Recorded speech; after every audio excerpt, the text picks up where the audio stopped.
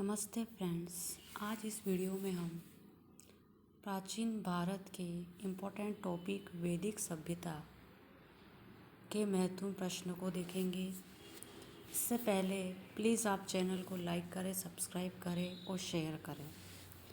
तो वैदिक सभ्यता का पहला क्वेश्चन है, आर्य मूल निवासी थे, कहाँ के थे? सर्वाधिक जो मत आता है वह आता है मध्य एशिया के लिए।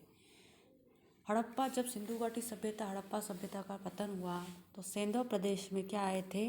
आर्यों का आगमन हुआ। तो वैदिक सभ्यता के निर्माता किसको माना जाता है? आर्यों को माना जाता है। तो वैदिक सभ्यता का संबंध किससे माना जाता है? आर्यों से। तो अब इनका मूल निवास स्थान के लिए अलग अलग विद्वानों के अलग अलग मत है।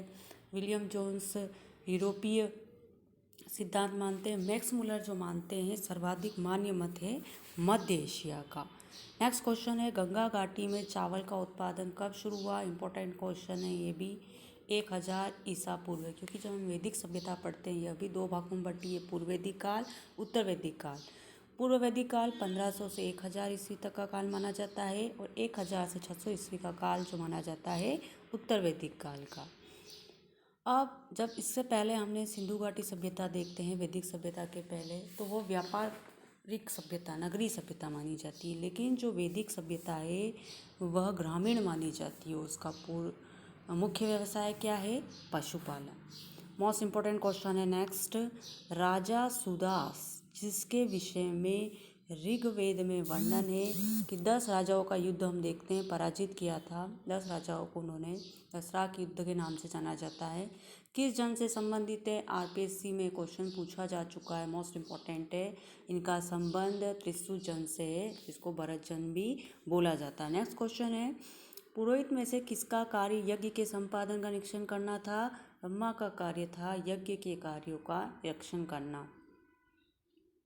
नेक्स्ट क्वेश्चन है, ऋग्वेद का संपूर्ण मंडल देवताओं में से किसी एक को समर्पित सूक्तों का संग्रह है, तो वह है सोम।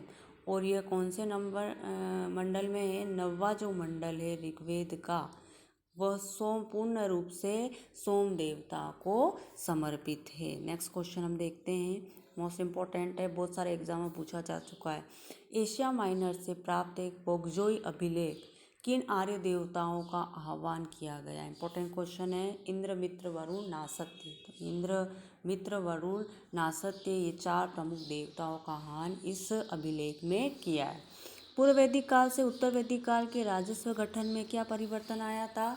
अब राज्य का संगठन कुल न होकर भूमि विस्तार हो गया, कि जिसके पास जितनी भूमि है उस संगठन के आधार पर राज्य का संगठन बांटा गया था।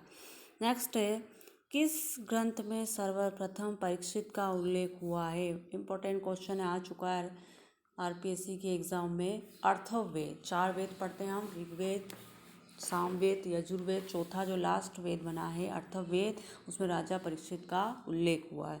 स्मृतियों में वर्णित विवाह के किस प्रकार के वर द्वारा कन्या पिताओं को गोमिथुन देना पड़ता है? तो जो हम विवाह पढ़ते हैं प्राचीन कालीन वह 8 प्रकार के होते हैं। 4 उच्च विवाह है, 4 निम्न। तो 8 से जो आता है विवाह वह उच्च विवाह की श्रेणी में आता है। नेक्स्ट क्वेश्चन है, सुदास के विरुद्ध 10 राजाओं का युद्ध किसके नेतृत्व में लड़ा गया था? यह जो सुदास के विरुद्ध विश्वामित्र ने 10 राजाओं की सहायता की। सुदास के साथ थे गुरु वशिष्ठ। वेद कितने? वेदांगों की संख्या कितनी है? 6। सामवेद ग्रंथ है मंत्रों का। 4 वेद में से सामवेद जो ग्रंथ माना जाता है वेद, वह उसमें सर्वाधिक मंत्रों का संग्रह मिलता है। ऋग्वेद की सबसे छोटी इकाई राजनीतिक एवं सामाजिक इकाई क्या थी? परिवार। ये भी इम्पोर्टेंट क्वेश्चन है। ब्राह्मण क्या है? तो यज्ञ संबंधी अनुष्ठानों का जो पाठ जिन ग्रंथों में मिलता है वही ब्राह्मण ग्रंथ कहलाते हैं।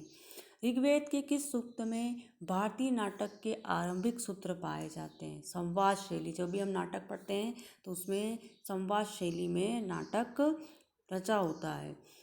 नेक्स्ट क्वेश्चन हम देखते हैं, कौन सा शब्द ऋग्वेद में युद्ध के लिए प्रयुक्त हुआ है? कविष्टि शब्द। कविष्टि, गायों के लिए बहुत सारे युद्ध ऋग्वेद में देखे गए हैं। कविष्टि शब्द इन ऋग्वेद में इनके लिए प्रयुक्त हुआ है। नेक्स्ट क्वेश्चन है हमारा, किस में विख्यात गायत्री मंत्र अंतर्विष्ट है? तो ऋग्वेद में। तो ऋग्वेद का जो तीसरा मंडल है उसमें गायत्री, इंपॉर्टेंट क्वेश्चन है, ये भी आप ध्यान रखें। ऋग्वेद के तीसरे मंडल में गायत्री मंत्र का उल्लेख है और इस मंडल की रचना किसके द्वारा? गुरु विश्वामित्र के द्वारा की गई है। ब्राह्मण राजा पर आश्रित है एवं उसके पार्श्व नीचे की ओर पीठासीन है, परंतु वो राजा से श्रेष्ठ है। ये उल्लेख किसमें मिलता है हमको? शतपथ ब्राह्मण में।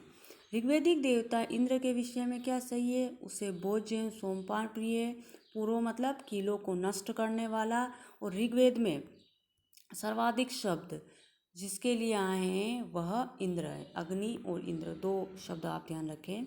मैं कवि हूँ, मेरा पिता भिषज है, मेरी माता अन्न पीसती है। यह जो वाक्य है कहाँ पे देखते हैं हम? ऋग्वेद के ग्रंथों में मिलता है। इससे हमको क्या क्या जानकारी मिलती है कि प्रत्येक नागरिक कुछ न कुछ कार्य में लगा जरूर हुआ है। वेदांग में समाविष्ट है। 6 प्रकार के पढ़ते हैं हम: कल्प, शिक्षा, निरुक्त, व्याकरण, छंद और ज्योतिष वेदांगों में आते हैं। ऋग्वेद में अन्य व्रत शब्द किसके लिए? दस्यु दास के लिए प्रयोग हुआ है। इंपॉर्टेंट क्वेश्चन है ये। उपनिषदों में उल्लेखित कई जनपद का प्रमुख दार्शनिक कौन था? जाबाली प्रहण। ये भी क्वेश्चन आ चुका है आरपीएससी में। प्राचीन भारतीय धर्म ग्रंथों में श्री कृष्ण का विरोध इंद्र के साथ मिलता है। इंपॉर्टेंट क्वेश्चन है हमारे लिए। आरुणि तथा इनके पुत्र श्वेत केतु के बीच संवाद किस उपनिषद में है? छांदोग्य। मोस्ट इंपॉर्टेंट क्वेश्चन है। नेक्स्ट क्वेश्चन है, वैदिक ग्रंथों में उसर भूमि का व्यंजक शब्द है। उसर भूमि के लिए खिल्व शब्द का प्रयोग किया गया है। कहीं आपको ऐसे भी मिलेगा, आधा ल और व, खिल्व। ऋग्वेद में उल्लेखित यदु व तुर्वस क्या थे? 2 जन, मतलब कबीले के रूप में यदु व तुर्वस प्रसिद्ध थे। उत्तर वैदिक काल का लक्षण क्या है? कि पूर्व वैदिक काल में तो सप्त सिंधु प्रदेश में आर्यों का फैलाव था। उत्तर वैदिक काल में क्या कि वो आगे की ओर बढ़े, जंगलों को व्यापक रूप से अपनी ज़रूरत के अनुसार जलाया, और मोस्ट इम्पोर्टेंट लौह उपकरणों का निर्माण उत्तर वैदिक काल का प्रमुख लक्षण है। पुराणों की संख्या कितनी होती है? 18। वैदिक धर्म का मुख्य लक्षण किसकी उपासना से? प्रकृति, क्योंकि वेदों में किसको पूजा गया है? प्रकृति। यज्ञ किसके लिए किया जाए? प्रकृति को शुद्ध करने के लिए। किस देवता के लिए ऋग्वेद में पुरंदर शब्द का प्रयोग है? इंद्र के लिए। शुल्व सूत्र किस विषय से संबंधित है? जयामिति विषय से संबंधित है। अस्तो मा सद्गमय कल्याण मंत्र है, कहाँ से लिया गया है? ऋग्वेद से। आर्य भारत में बाहर से आए और सर्वप्रथम कहाँ बस गए? सप्त सिंधु प्रदेश पंजाब में। ऋग्वेद का कौन सा मंडल पूर्णतः सोम को समर्पित है? पहले पढ़ चुके हैं, 9वां मंडल। धर्मशास्त्र में भू राजस्व की दर क्या थी? 1/6 भाग। उपनिषद काल के राजा अश्वपति कहाँ के शासक थे? केकई के। इंपॉर्टेंट क्वेश्चन है, अश्वपति से हमेशा कोई ना कोई क्वेश्चन आता है। अध्यात्म ज्ञान के विषय में नचिकेता और यम का संवाद किस कंठोपनिषद में मिलता है? इंपॉर्टेंट है ये भी। वैदिक नदी कुंभा काबुल, तो काबुल का संबंध किससे है? अफगानिस्तान। तो क्वेश्चन है, वैदिक नदी कुंभा का स्थान कहाँ निर्धारित होना चाहिए? काबुल प्रांत में निर्धारित होना चाहिए। नेक्स्ट क्वेश्चन है हमारा, कपिल मुनि द्वारा प्रतिपादित दर्शन। तो आप कपिल मुनि नाम आते ही आपके दिमाग में क्या आना चाहिए? सांख्य दर्शन से उनका संबंध है। भारत के किस स्थल की खुदाई से लौह धातु के प्रचलन के प्राचीनतम प्रमाण है? अतरंगी खेड़ा में जो खुदाई हुई है वहाँ पर लौह धातु के बहुत सारे प्राचीन वस्तुएं मिली है, इससे प्रमाण मिलता है। गायत्री मंत्र किस पुस्तक में मिलता है? अभी हमने कितनी बार पढ़ लिया, ऋग्वेद के तीसरे मंडल में, और विश्वामित्र द्वारा रचित है ये मंडल। किस वैदिक ग्रंथ में वर्ण शब्द का सर्वोत्तम? ऋग्वेद में। ऋग्वेद का जो 10वां मंडल है, पुरुष सूक्त में हम 4 आधारों पर जाति का वर्णन मिलता है। न्याय दर्शन को प्रचारित किसने किया? गौतम ने। तो न्याय दर्शन का संबंध किससे है? महर्षि गौतम से। प्राचीन भारत में निष्क किसके लिए? सोने के सिक्के। पूर्व वैदिक काल में एक आभूषण था, उत्तर वैदिक काल में एक ये सिक्के के रूप में जाना जाता था। प्राचीनतम विवाह संस्कार का वर्णन करने वाला विवाह सूक्त ऋग्वेद में मिलता है। Important question. ऋग्वेद में अगन्य जो वध योग्य नहीं है, ये किसके लिए है? मैंने आपको बताया ऋग्वेद में जो सर्वाधिक अवशिष्ट युद्ध हुए थे वह किनके लिए हुए थे? गायों के लिए हुए थे। तो इस शब्द का प्रयोग किस जानवर के लिए हुआ है? अगन्य, वध योग्य नहीं है। किसको नहीं वध कर सकते थे? गाय। गाय पूजनीय थी। ऋग्वेद में किन नदियों का उल्लेख अफगानिस्तान के साथ आर्यों के संबंध का सूचक है? कुंभा नदी और क्रम। आरंभिक वैदिक काल में सर्वाधिक वर्णित नदी है सिंधु। आर्यों के आर्कटिक होम सिद्धांत के या आर्कटिक प्रदेश से आए थे। ये सिद्धांत हमारे भारतीय दार्शनिक बाल गंगाधर तिलक के द्वारा दिया गया। कौन सा वेद अंशतः गद्य रूप में रचित है? हम पढ़ते हैं वेदों की रचना किसमें हुई? पद्य में। लेकिन यजुर्वेद जो है वह पद्य में भी मिलता है और मोस्ट इम्पॉर्टेंट क्वेश्चन है ये, गद्य में भी। उत्तर वैदिक काल में किस देवता को सर्वोच्च स्थान था? प्रजापति। संस्कार कितने प्रकार के होते हैं? 16 संस्कार हम पढ़ते हैं। कर्म का सिद्धांत किससे संबंधित है? मीमांसा से। ऋग्वैदिक काल में निष्क शब्द का प्रयोग पहले बता चुकी हूँ मैं। पहले तो पूर्व वैदिक काल में आभूषण के लिए और बाद में इसका प्रयोग हम सोने के सिक्के के रूप में करते हैं। गोत्र शब्द का प्रयोग सर्वप्रथम किस वेद में हुआ था? ऋग्वेद में।